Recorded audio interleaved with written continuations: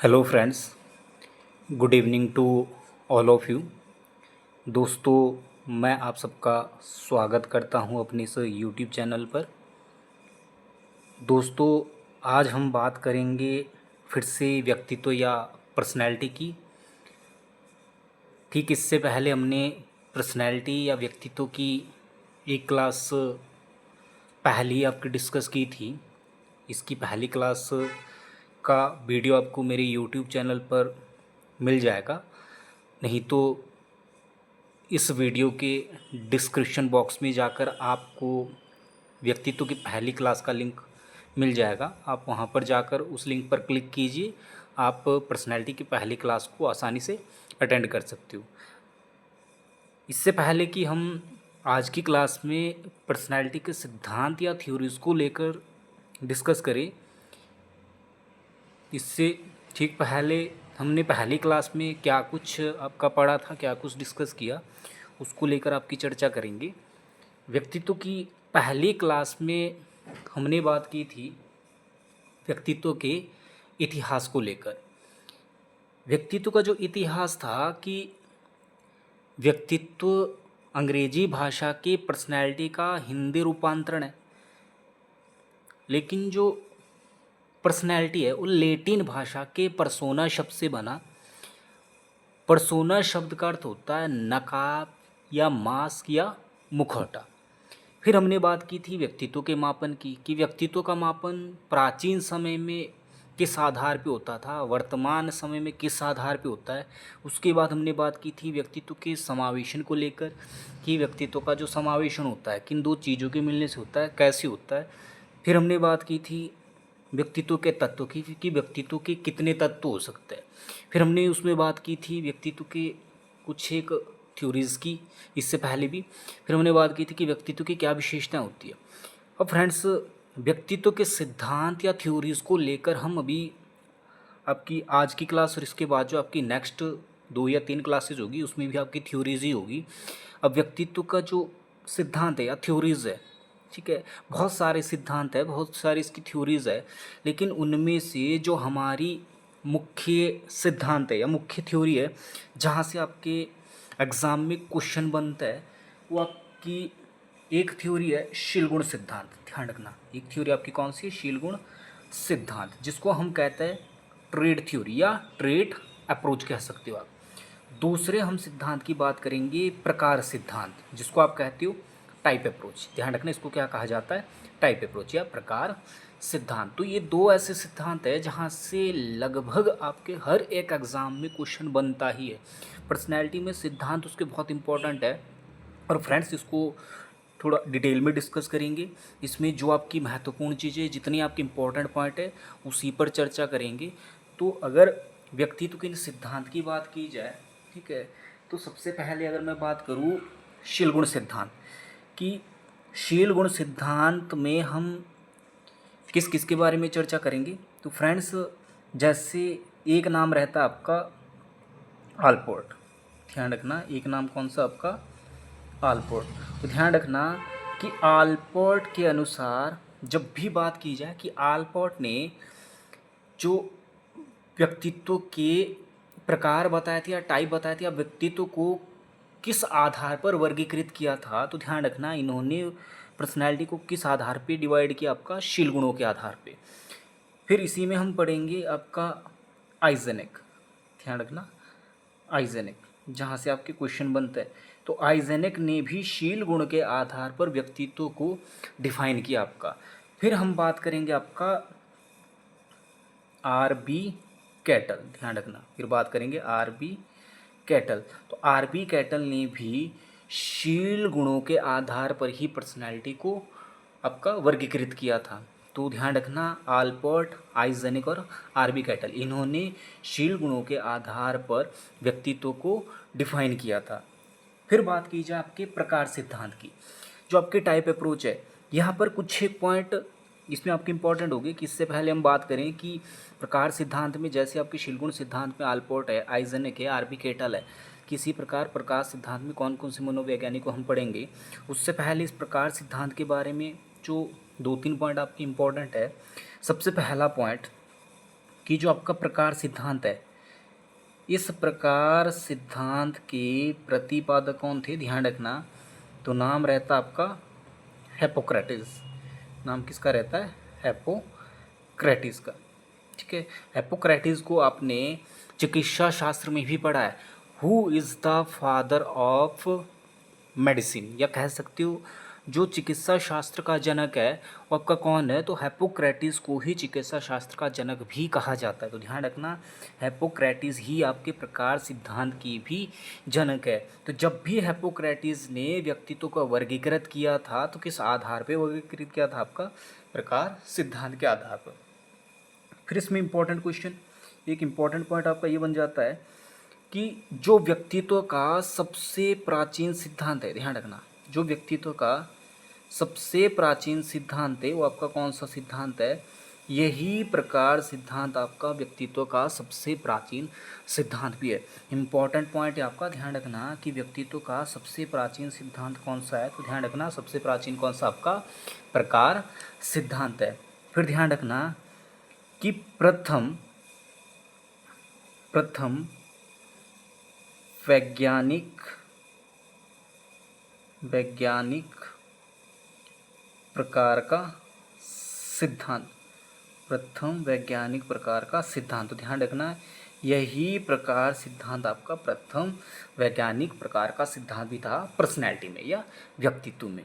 अब यहाँ पर बात करेंगे कि पर्सनैलिटी में हम किस किस के अनुसार व्यक्तित्व को आपका डिफाइन करेंगे, कि व्यक्तित्व को किस आधार पे वर्गीकृत किया, कितने भागों में वर्गीकृत किया।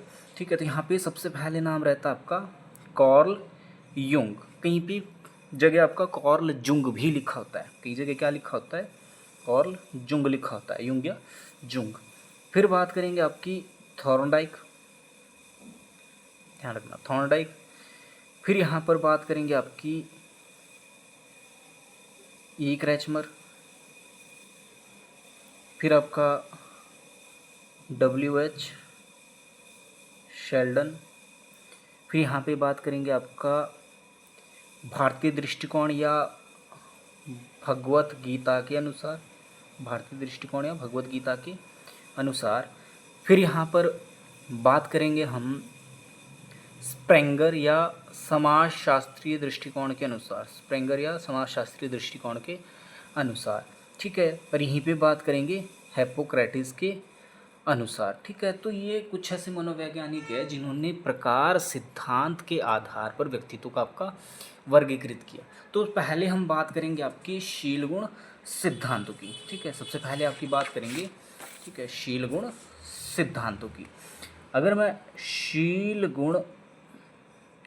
गुण सिद्धांत की बात करूं, आपकी ट्रेट अप्रोच की बात करूं, तो शील गुण सिद्धांत में सबसे पहले हम बात करेंगे आपकी आलपोर्ट के अनुसार। सबसे पहले बात करेंगे आलपोर्ट के अनुसार।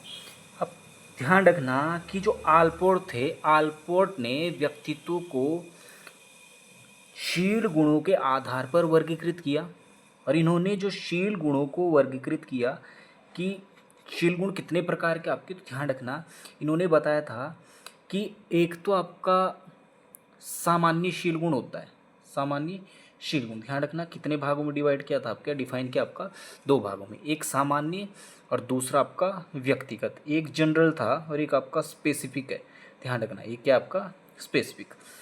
सामान्य शील गुण आलपोर्ट के अनुसार कैसे होते हैं फ्रेंड्स, तो ध्यान रखना वह गुण या वह शील गुण जो समाज के, ध्यान रखना वह शील गुण या वह गुण जो समाज के अधिकतर लोगों में पाए जाएं, जो समाज के अधिकतर लोगों में पाए जाएं। जैसे मैं बात करूं कि बड़ों का आदर करना, बड़ों का आदर करना, तो ध्यान रखना ये एक ऐसा गुण है या ऐसा शील गुण है जो समाज के अधिकतर लोगों में पाया जाता है, लगभग ये सभी में रहता है। देखो, बड़ों का आदर करना ये सभी का मैक्सिमम या सभी का गुण होता है। ठीक है, या आप कह सकते हो, ठीक है, पूजा पाठ करना, पूजा पाठ करना। हाँ, कुछ ही व्यक्ति हो सकते हैं जो आपके नास्तिक होंगे, लेकिन पूरा समाज आपका नास्तिक नहीं हो सकता है, ठीक है। समाज में अधिकतर लोग आस्तिक ही होते हैं, जो भगवान के प्रति श्रद्धावान होते हैं। तो ध्यान रखना, बड़ों का आदर करना, पूजा पाठ करना, ये किस प्रकार के गुण हैं जो आपके समाज के अधिकतर लोगों में पाए जाए। जो अधिकतर लोगों में पाए जाए वही आपके कैसे गुण हो जाते, कैसे शील गुण है, सामान्य। तो ध्यान रखना, आलपोर्ट के अनुसार पहला शील गुण जो उन्होंने बांटा सामान्य, दूसरा उन्होंने बताया था व्यक्तिगत। अब व्यक्तिगत शील गुण कैसा होता है, ध्यान रखना, यह एक ऐसा गुण होता है या ऐसा शील गुण है जो किसी व्यक्ति विशेष का हो सकता है, ठीक है, यानी समाज के अधिकतर लोगों में नहीं पाया जाता आपका, ठीक है। जैसे मैं एक गुण की बात करूँ आपका मिलनसार, एक गुण है मिलनसार, ठीक है। देखिए समाज के जितने भी लोग होंगे, ठीक है, ये मिलनसार जो गुण होता है समाज के सभी लोगों में नहीं पाया जाता है। कोई व्यक्ति होता है जो किसी भी परिस्थिति में आपका एडजस्ट कर लेता है, ठीक है। लेकिन अगर मैं व्यक्तित्व की बात करूँ प्रकार सिद्धांत में, जैसे कॉल्यूम की बात करूँ, तो उन्होंने एक टर्म दी थी आपकी इंट्रोवर्ट। इंट्रोवर्ट कैसा होता है, जो बिल्कुल चुपचाप होता है, अपने आप काम से काम रखने वाला होता है। कोई व्यक्ति जिसका व्यक्तित्व इंट्रोवर्ट होगा वह कभी भी आपका मिलनसार नहीं हो सकता है। तो ध्यान रखना, ये एक व्यक्ति विशेष का गुण है जिसको व्यक्तिगत शील गुण भी कहा जाता है। तो ध्यान रखना, मिलनसार या विचारों की अभिव्यक्ति करना, ध्यान रखना, या विचारों की अभिव्यक्ति करना। अब फ्रेंड्स या दोस्तों, आपसे अगर इसकी भी बात की जाए, चर्चा की जाए कि जो विचारों की अभिव्यक्ति होती है, देखिए ये सभी का शील गुण नहीं हो सकता।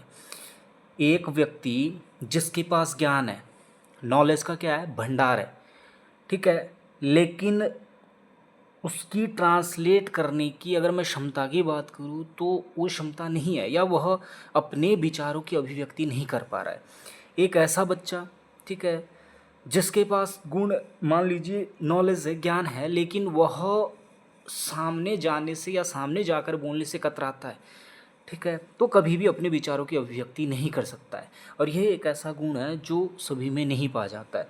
अगर आप इस चीज़ को क्लियरली समझ पाओ, इस समाज में बहुत सारे, अब तो लगभग आप कह सकते हो कि हर बच्चा पढ़ा लिखा है, ठीक है, लेकिन तभी कहा जाता है कि हर बच्चे को गुरु या शिक्षक बनने का सौभाग्य प्राप्त नहीं होता है।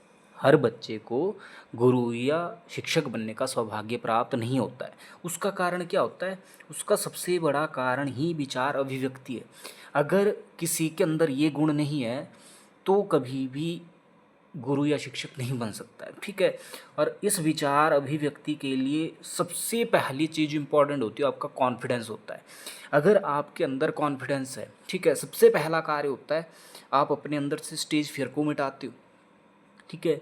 स्टेज फियर के बाद एक क्लास फियर होता है, ठीक है। स्टेज फियर के बाद क्या होता है, आपका एक क्लास फियर होता है, ठीक है, जहाँ आप क्लास में बच्चों के ठीक सामने जाकर अपने विचारों की अभिव्यक्ति कर पाओ। अगर आप वहाँ जाकर अपने विचारों की अभिव्यक्ति कर सकते हो तो आप एक अच्छे शिक्षक, अच्छे गुरु भी बन सकते हो। तो ध्यान रखना, जो ये विचारों की अभिव्यक्ति है या मिलनसार है, ये कैसा गुण है आपका, व्यक्तिगत शील गुण है आपका आलपोर्ट के अनुसार। तो ध्यान रखना, आलपोर्ट ने शील गुणों को दो भागों में बांटा, सामान्य और व्यक्तिगत। सामान्य ऐसा है जो समाज के अधिकतर लोगों में पाया जाए, जैसे बड़ों का आदर करना, पूजा पाठ करना। फिर बात की जाए व्यक्तिगत की, व्यक्तिगत होता है जो व्यक्ति विशेष का है, ठीक है, जैसे मिलनसार या विचारों की अभिव्यक्ति करना। फिर यहाँ पे बात करेंगे आइजनिक के अनुसार, फिर बात करेंगे आइजनिक के अनुसार। अब फ्रेंड्स ध्यान रखना, जो आइजनिक थे, आइजनिक ने शील गुणों को चार भागों में विभाजित किया, चार भागों में विभाजित किया, जिसमें इन्होंने सबसे पहले आपका बताया था अंतर्मुखी या अंतःमुखी, अंतःमुखी जिसको आप कह सकती हो इंट्रोवर्ट, ठीक है। फिर उन्होंने बात की थी बहिर्मुखी, जिसको हम कहते हैं एक्सट्रोवर्ट। फिर इन्होंने बात की थी कि एक शील गुण हो सकता है जो स्थिर है, जिसको आप स्टेटिक कहते हो, स्टेटिक। और एक आपका अस्थिर, अस्थिर जिसको कहा जाता है इरेटिक। ध्यान रखना, इसको क्या कहा जाता है, इरेटिक। तो आइजेनेक ने शील गुणों को 4 भागों में बांटा।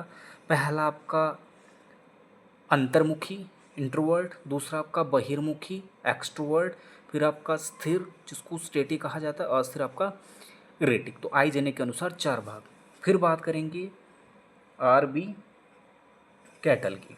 फिर बात करेंगे आपके आरबी कैटल की कि आरबी कैटल ने जो शील गुणों की बात की, इनके अनुसार शील गुणों की जो कुल संख्या थी, टोटल थी, ध्यान रखना क्वेश्चन पूछा जाए टोटल शील गुण, तो इन्होंने टोटल कितने शील गुणों की बात की, 35। ध्यान रखना कितने, 35।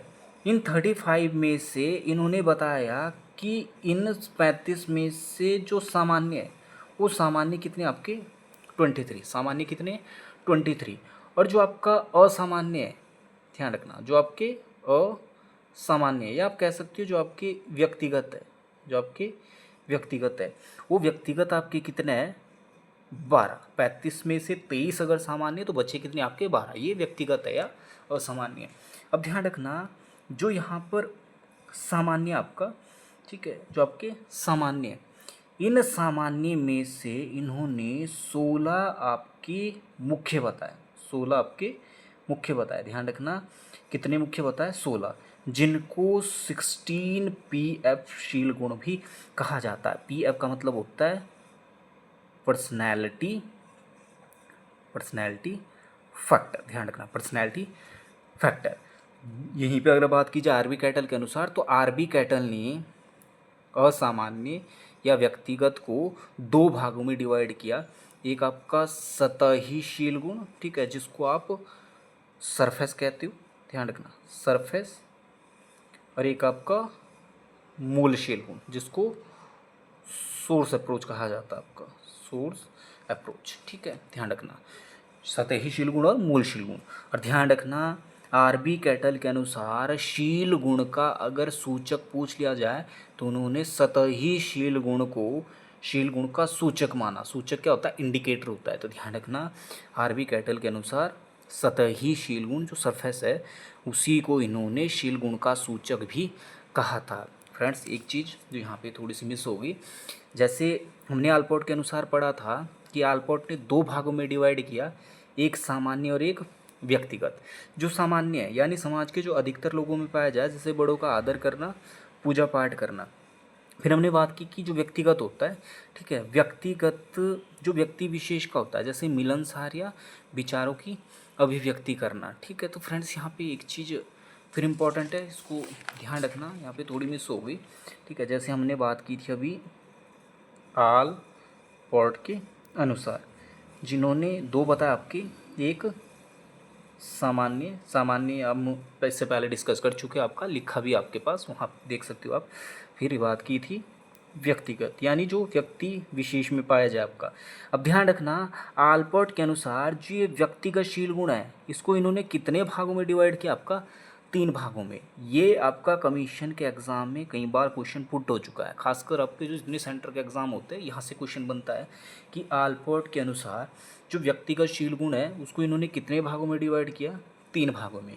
जिसमें जो पहला भाग है आपका, ध्यान रखना, जिसको आप मुख्य कह सकते हो, जिसको आपका अंग्रेजी में कहा जाता है कार्डिनल, ठीक है, अंग्रेजी की ही टर्म में इसको बार बार पूछा जाता है कार्डिनल।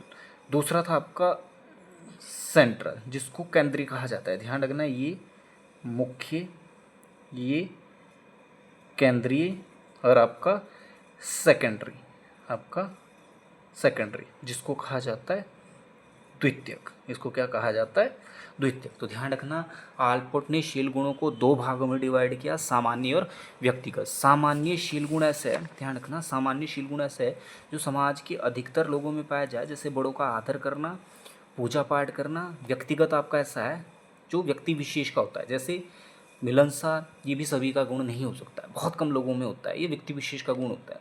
फिर विचारों की अभिव्यक्ति, ठीक है, और अंत में कि इस व्यक्तिगत शील गुणों को इन्होंने 3 भागों में डिवाइड किया, जिसमें सबसे पहला आपका कार्डिनल जिसको मुख्य कहा जाता है, सेंट्रल जिसको केंद्रीय कहा जाता है, और फिर आपका सेकेंडरी जिसको द्वितीय कहा जाता है।